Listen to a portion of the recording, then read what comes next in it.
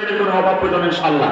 না বলেন না, সারের হয় না মুসুল মানি, গাভীর হয় না বিয়া, ওই না গাভীর দুধ খাওয়ারে মোল্লা, কোন শরীয়ত পিয়া রে, সাদে গায়া পাতে নায়া মোল্লা রে, আবার দিকে সব জায়েজ। ইয়া নবী কইলি তো বেদাত চারি। মাদার জিয়ারত করলে তো মাদার পূজারি দি, জানাজার পরে হাত তুললে কইলি কবর পূজারি। অথচ রাসূল বলছে ফাইদা সাল্লাইতুম আলাল মাইয়িতি ফাখলিসু লাহু দুআ।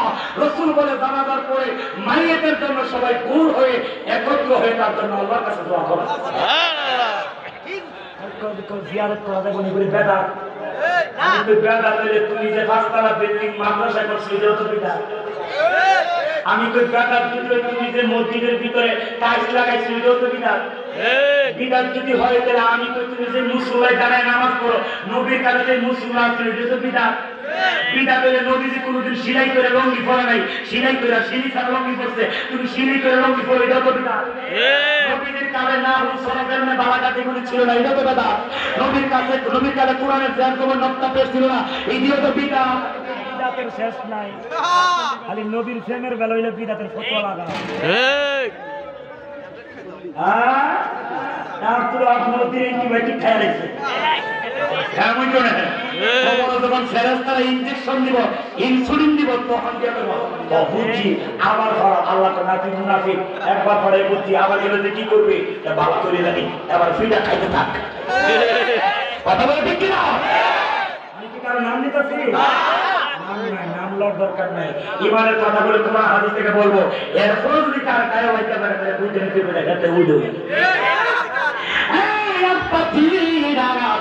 আমার নবী রাহমাতুল লিল আলামিন, আমি ঘুমাইলে ওযু ভাঙে যায়, রাসূল ঘুমাইলে ওযু মুবারক ভাঙে না।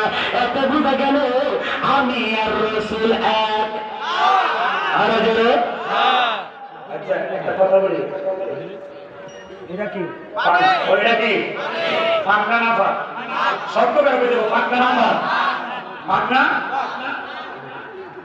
এই পানিটা দিয়ে এখন মুছে করবো, কি করবো? সত্য করে বল না, কি করবো? উজু করতে গিয়ে পানিটা দিয়ে উজু করে পানিটা গড়ায় গড়ায় করবে। এই পানি দিয়ে নেক্সট আরেকজন উজু করলে